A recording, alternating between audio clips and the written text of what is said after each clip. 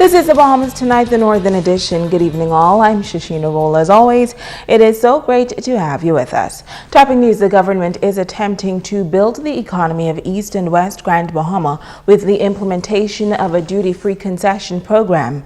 The initiative is already shaping up to be the catalyst for small businesses to compete and contribute to the employment market. Megan Shepard has our top story. Minister for Grand Bahama, the Honorable Dr. Michael Darville, touring a restaurant and lounge in the Pinders Point community that is benefiting from the government's duty-free concessions initiative. Minister Darville says he is pleased to see the program making a major impact throughout East and West Grand Bahama and the many businesses that are benefiting. I would just like to commend Mr. Moore on the excellent work that he has done here at Big G's Seafood, and to say that with the duty-free concessions, he was able to take his business from a smaller operation to this operation where he's now able to get directly involved in the tourism market to display and to also provide a restaurant experience for guests throughout Grand Bahama. Owner of Big G's Seafood Restaurant and Lounge, Dwight Moore, says that he used the incentive to purchase new state-of-the-art equipment that will enhance his business going forward. Big G's now features 4 unique sections, including an outside deck that will feature live rake and scrape. We were closed because of the tourist downturn we had earlier, and not to lose money, I closed it down. Looking and listening with the new tax incentive they have that you can buy equipment tax-free or duty-free, gave me the initiative to go ahead and restart the restaurant and bring the restaurant back up to first-class environment to eat some fresh Bahamian seafood. And so with this incentive, I've been able to step up and open the restaurant, reopen. We've been open from '86 and had a great time during the rush with tourists, and we hope to capitalize on the tourist and native market in the future. Minister Darville adding that this is what the duty-free concessions are all about, empowering the growth and development of local businesses. The duty-free concessions is an awesome opportunity for small businesses throughout Grand Bahama, particularly in East-West Grand Bahama, to have access to these concessions so that their business can grow, and it can promote entrepreneurial as well as other type of business ventures in these communities. While the tax-free concessions are proving to be of major benefit to Big G's, Minister Darville is encouraging more young persons to take advantage of the concessions. Reporting for ZNS Network News, I'm Megan Shepard. Thanks, Megan. Well, a group of fishermen taking issue with a plan by the Bahamas National Trust that is designed to extend national parks and fishing areas. The group is adamant that while the conservation is necessary, it must be practical and should work to the benefit of those in the industry. Italia Hall explains. A group of fishermen from East Grand Bahama coming together to express their frustration over a proposal made by the Bahamas National Trust. They say while they support the concept of preservation, they believe the Bahamas National Trust is going too far and the proposal could do more harm than good. We're not against the Bahamas National Trust. We just a concerned citizen about the livelihoods of the people. The next thing is the National Trust right now got the Lucaya National Park, they got the Peterson Key Park, and they got the Rand Nature Center. They're looking to increase the North Shore Gap Park along with the East End Park. And total area, the National Trust is asking for some 408,000 acres. That should open my eye. I don't know if it opens your eye, but 408,000 acres on Grand Bahama Island, I think, is something that needs to be revisited.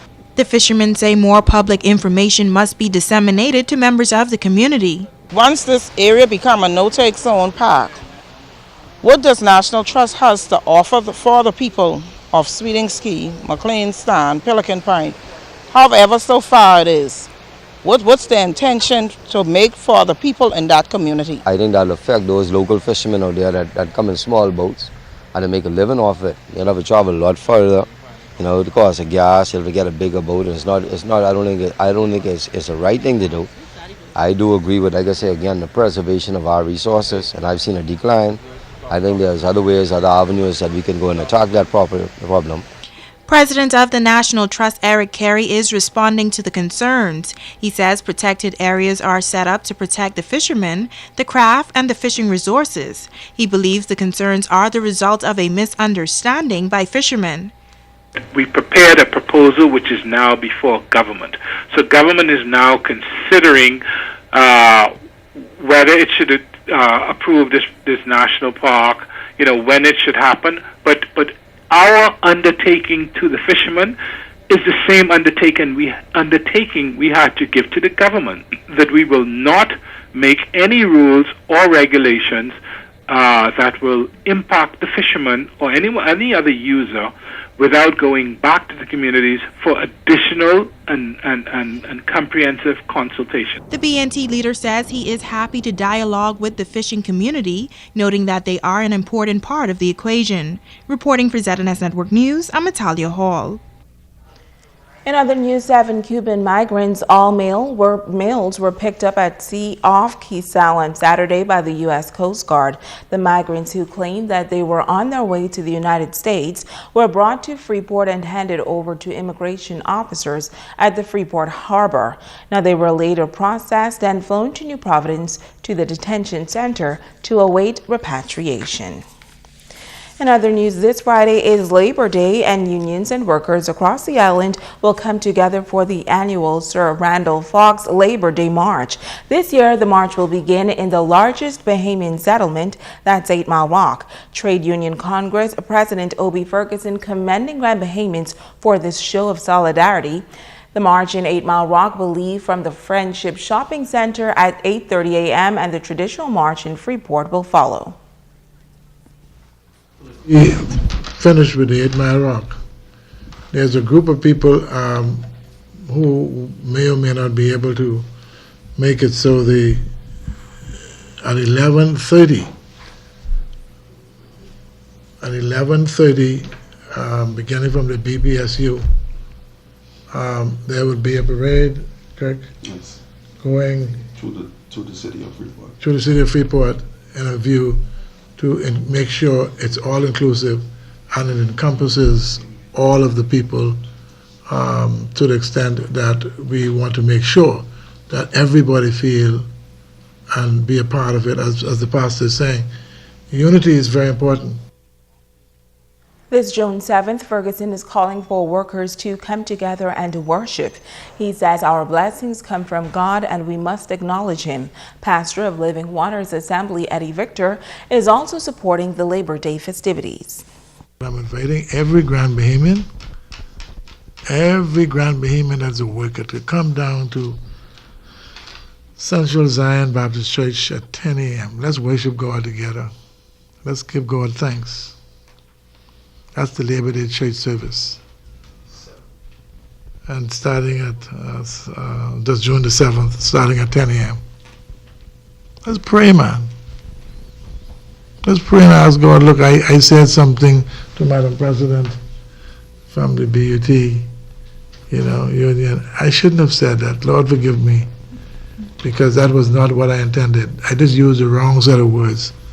But let me tell you something. Forgiveness is a serious thing. We all have union members going to our churches, and what affects the union members affects us as church leaders.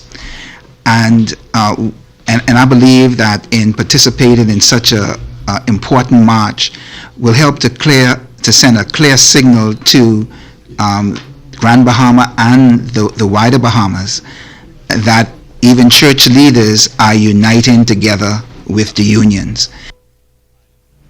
Well, tributes continue to come in on the passing of Anglican clergyman Bishop Cornell Moss. The former rector of the Church of Ascension and Bishop of Guyana died on Saturday in Florida. But apart from being a member of the clergy, Bishop Moss was also an educator. Tonight, we will hear from a man who worked closely with the bishop in the educational system. Principal of 8 Mile Rock High School, Ivan Butler, recalls the late Bishop Cornell Moss as a mentor, personal friend, and has attributed much of his success while serving as principal of Jack Hayward High School to the late bishop. He was an avid basketball fan, and he supported the basketball team without hesitation. Much of our success that we had up at Jack Hayward can definitely be attributed to the support that he gave and the press that he ushered up for us. Butler says Moss taught religious studies at Jack Hayward High School 3 times a week. His passion for young people, and he insisted that he wanted to remain in teaching so that would keep him connected with the young people. I asked him on several occasions, what was his drive, what was his passion, and it was just his love and his commitment to the young people, not only at Jack Hayward High School, but at his church and throughout the community. Many persons will have the same sentiments of how he was such a giving man, such a loving man, and he left no stone unturned when it comes to the young people. Bishop Moss was loved by students and staff members alike. Butler recalls the great lectures he gave and the many good debates, but what he says always stood out was Moss's passion for young people and the way he gave of himself selflessly. Whether it was girls, cheerleading, whether it was boys basketball, whether it was awards for graduation or a speech prize given, Father Moss was just a giving man. He says he is still trying to come to terms with his passing. It was very, very sad, very difficult to comprehend. I still don't believe it till today, it's such a painful experience for someone who was so giving, so kind, so loving. It's very, very, very hard to accept at this time. Here's how he believes the late Bishop Cornell Moss should be remembered. One who left no stone unturned. It's amazing what he was able to accomplish in such a short lifespan. How he grew the Church of Ascension, how the family grew, the fellowship he brought together at Ascension, the kindness that he had, and in the midst of all of that, he was a no-nonsense man. He didn't tolerate foolishness, or he didn't encourage slackness. He was a disciplinarian also. And so, remembering Father Moss, you could only remember the kindness, the greatness, and his generosity. It's just unbelievable of how such a wonderful person that he was.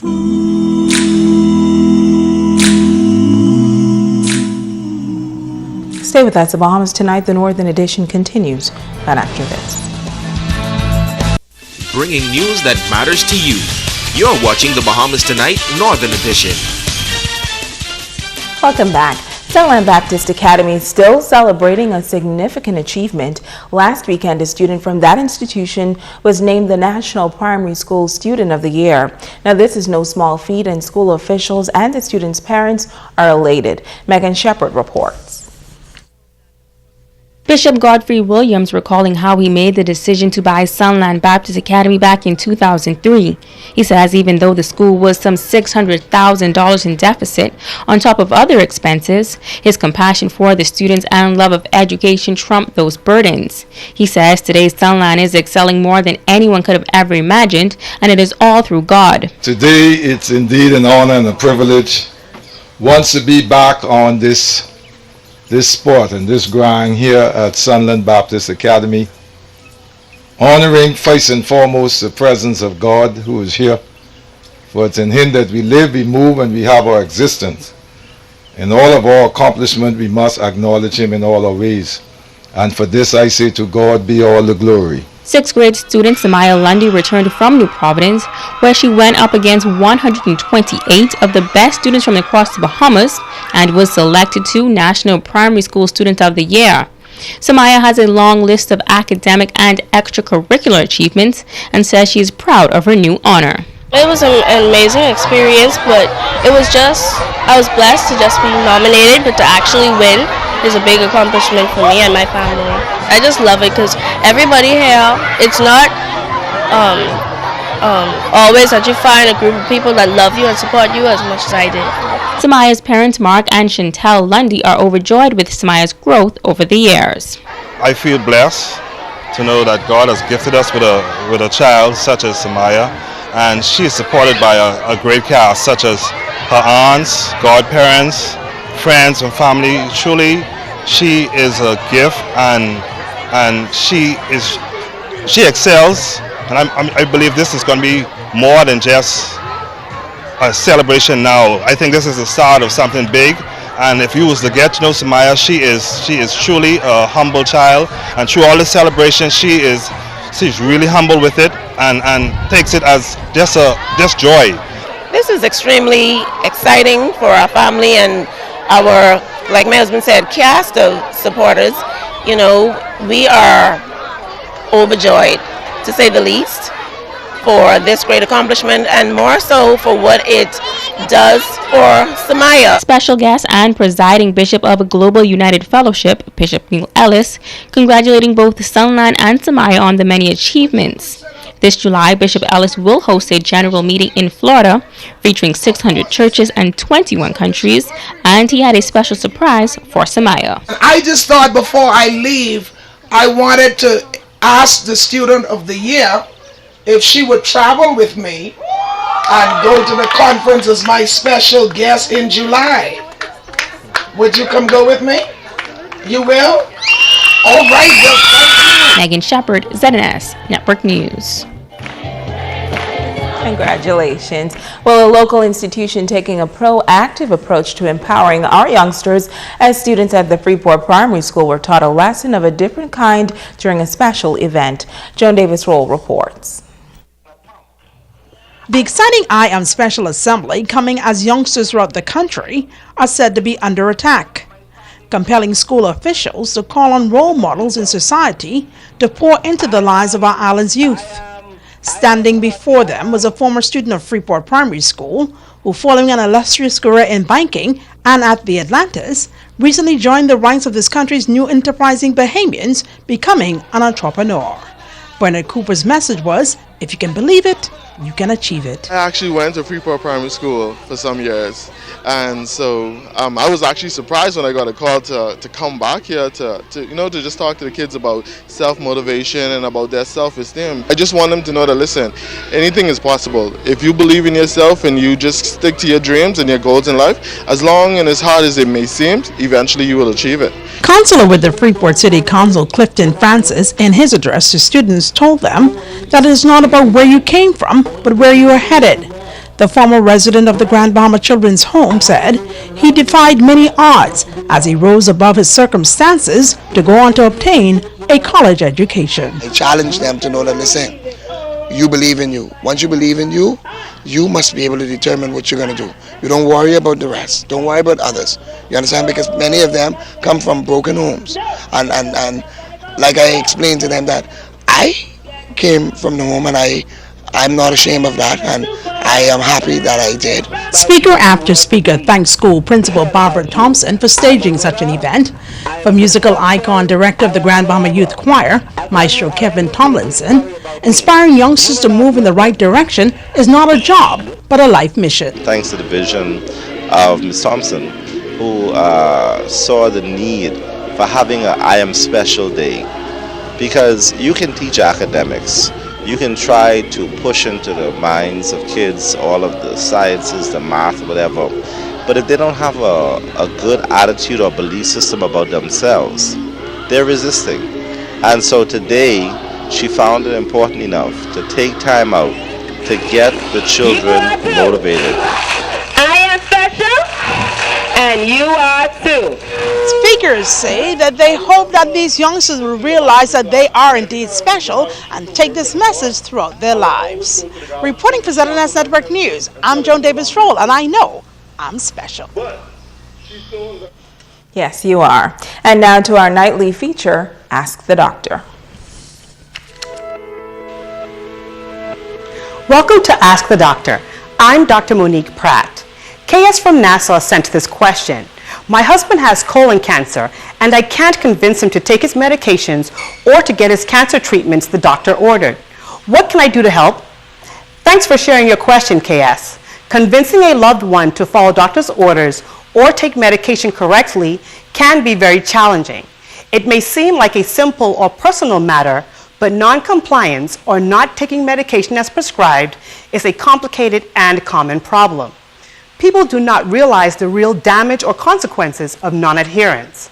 When patients with chronic medical problems, such as heart disease, hypertension, diabetes, or cancer do not take medications as prescribed, the repercussions can be severe. For For instance, not keeping blood pressure controlled can lead to heart disease, stroke, kidney failure, or early death. Taking medication as prescribed by the doctor is a decision only you or your loved one can make. It gives the best opportunity to manage medical conditions and maintain the best possible health. If you have any concerns about a medication you are taking, please email askthedrbahamas@gmail.com. I'm Dr. Monique Pratt, and this has been Ask the Doctor.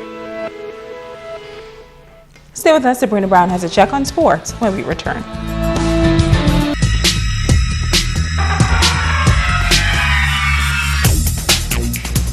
Good evening and welcome to sports. I'm Sabrina Brown. The Grand Bahama Regatta is July 17th and 18th at Taino Beach, and it's straight ahead to the Windward Buoy. The Grand Bahama Cooperative Credit Union is the latest sponsor of the 2015 Grand Bahama Island Regatta. Chairman of the Regatta Committee, Trevita Campbell, says the donation from the credit union is timely. Grand Bahama Regatta is not owned by any committee member, it's not owned by anyone on the island. It is our product. It is owned by each of us. So what we put in is what we get out. We're looking at other corporate members of Grand Bahama to assist us, whether it be in service or it be in financial contributions. We don't turn anything away because anything is a good help for us. As we seek to host our regatta, we also seek to bring together our communities to enjoy the fun environment, the full atmosphere of the water as well as the onshore. The GB Cooperative Credit Union representative, Kimberly Russell, says the union is pleased to be able to support Regatta 2015. They too are calling on corporate Grand Bahama to support regattas. As the credit union, the only community credit union in the Bahamas, we feel it is our duty to support and encourage all things Bahamian, and especially in the island of Grand Bahama, anything that will, boost some part of the economy, lend some education to our young people so they can know what our Bahamian culture is all about, and regatta is just one of the great ways we can do that. Grand Bahama Island Regatta is set for July 17th and 18th on Taino Beach. Kimberly Mullings, ZNS Total Sports. Thanks, Kimberly, and that's your sports tonight.